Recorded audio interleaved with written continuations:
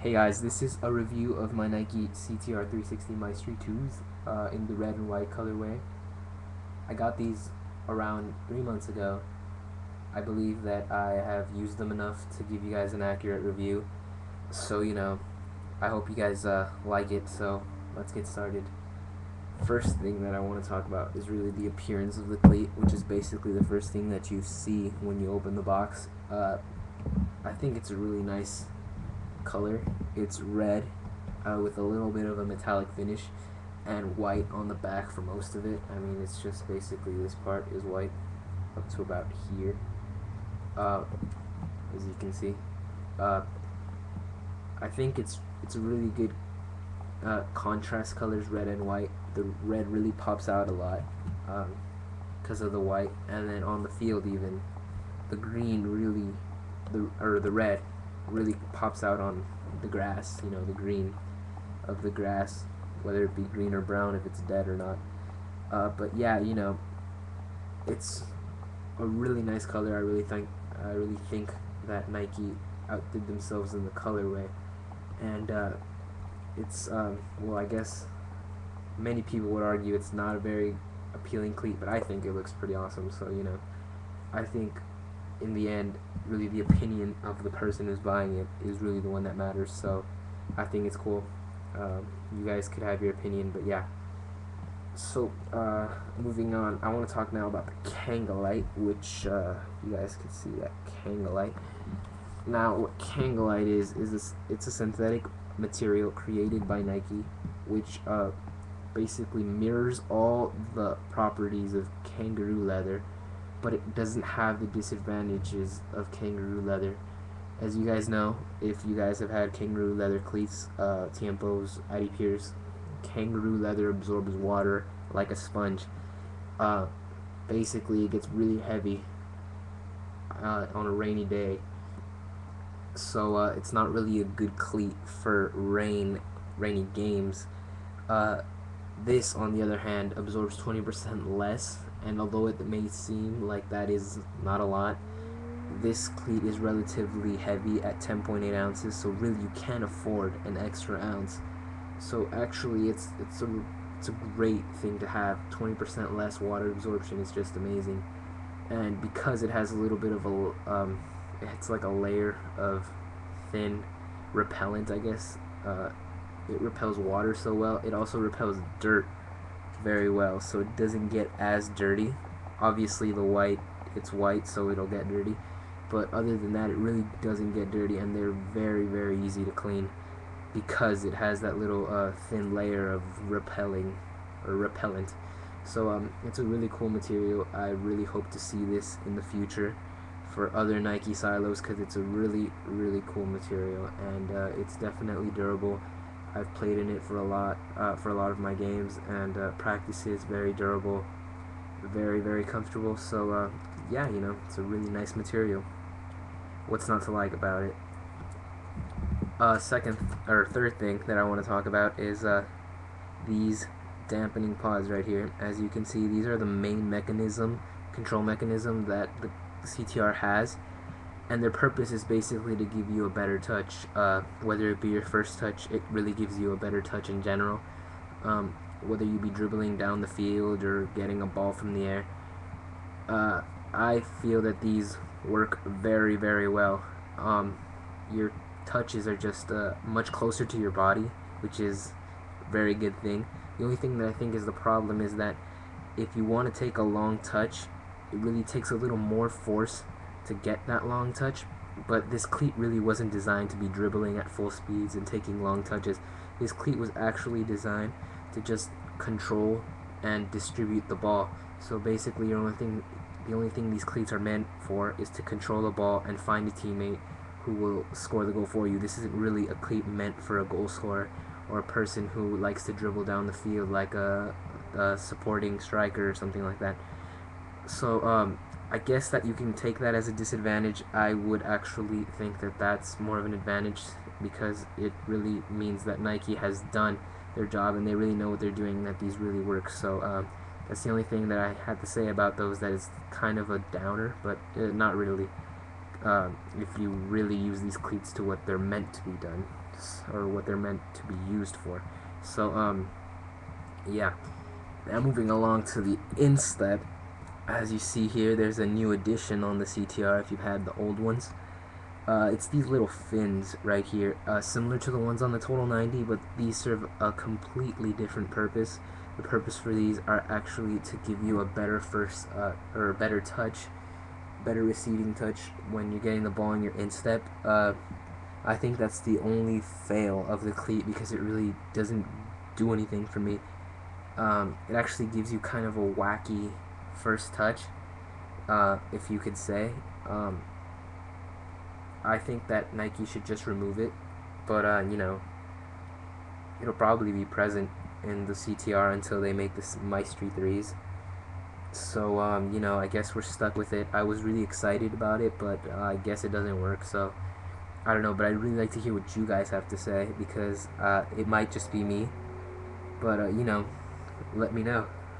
And moving on more down, you see that there's another thing right here. This thing is meant to act like a golf putter, to give you sort of a stronger, not kick, but when you're passing it, you know, give you a more firm pass. It kind of works, not to the fullest. I think that it could be centered more, and it might work a little better, but really you wouldn't really be using this part of your foot to pass a lot. I mean, it's kind of more way back, but I think it should, if it was centered, I think it would serve a better purpose. So I don't know, maybe take this off and put this somewhere more over here. I think that could be a better decision by Nike, but you know, Nike knows what, or says they know what they're doing, so you know, I guess it should serve a purpose. I just haven't found it yet very well, so yeah, that's another thing. Now moving on to the famous CTR outsole. So this outsole consists of 16 studs. There's 12 right here, 4 right here. These studs are bladed studs, and really their main purpose is to give you excellent traction and incredible stability, and that is exactly what they do. They provide amazing stability, especially these 3 studs, which are positioned in the center of all these 8 studs on the outside. They're positioned in the center to give you the perfect stability, and really I haven't slipped with these cleats, so they actually work actually. Yeah, so I haven't slipped, and partly another thing that has to do with not slipping is that these studs are relatively long, as you guys can see, especially the ones on the heel. I think these are some of the longest studs that I've ever seen on a firm ground cleat, really. Here, just a point of advice: if you're gonna play on turf, I would not recommend these on turf. My friend, he had these, and one of the studs got stuck in the turf, and it broke. So you know, he couldn't use them anymore after that. So I wouldn't recommend these on turf unless it's ripping turf, in which case, yeah, you guys could go for it. But I would not recommend these for turf. Just buy another pair of cleats, or if you have another pair of cleats, use those, or you know, get turf cleats or turf shoes, because those would be much better. So yeah, don't use those. Don't be the one that wastes $180 on cleats and then finds out that you're not supposed to play with these on turf and then breaks his cleats. Now, so you know, just a little point of advice there. I would not use these on turf. So yeah, now I kind of want to show you guys the insole, which I have right here. The insole is made out of Poron, as you guys can see there, and Poron is sort of a rubbery-ish material. It's got a rubber feel to it, and its purpose is basically to relieve pressure from the blue spots. As you guys can see, the blue spots are made of Poron, and the brown or blackish, grayish spots are sort of made out of some foamy material. The sock liner is comfortable at its fullest. I do believe that it relieves a lot of pressure from your heel and your big toe and this area as well. It really does. It's one of the best sock liners you can really get for a cleat that's $180. I really think it's a great sock liner. Actually, I think Nike outdid themselves on this, or not sock liner, insole. So you know, I think it's great. On the other side, it's just red, and it's made out of some synthetic material with like rigid or little triangles. they serve a purpose as well.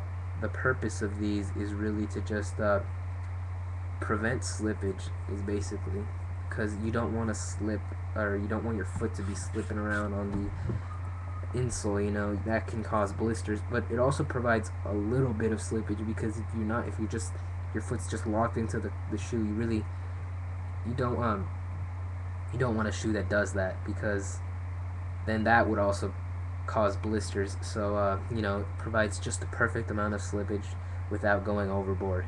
So it's a great sock liner. It's very, very comfortable, and because of the pour-on, the break-in time on these cleats is very minimal. I would say about 3 good practices, and then they're ready for a game. If not, actually, you could actually try them on a game.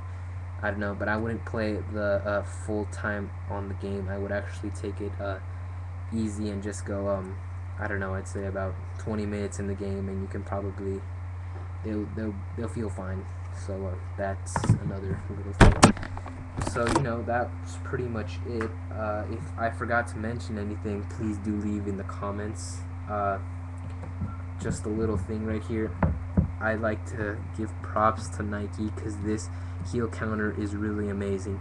It really does protect your heel very well, especially because it's got a new little thing right here to protect your Achilles. This is made out of some kind of like fabric-y material. I don't know what it is exactly, but it feels really good, and it protects your heel very well.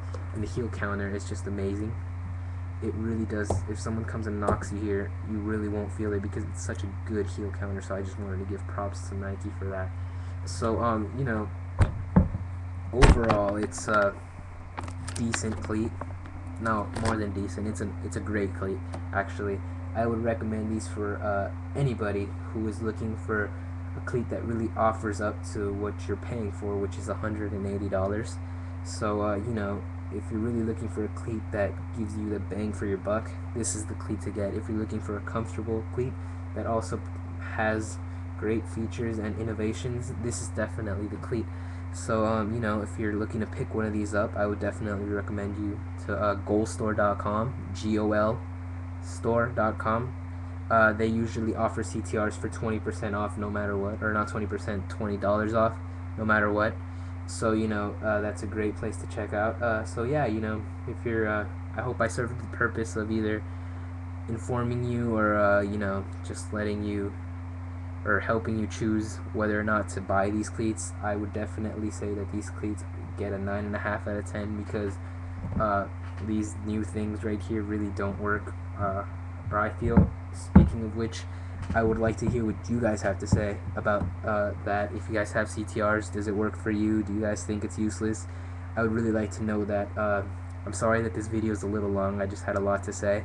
So thank you for watching. I really appreciate it. Leave comments. I appreciate feedback.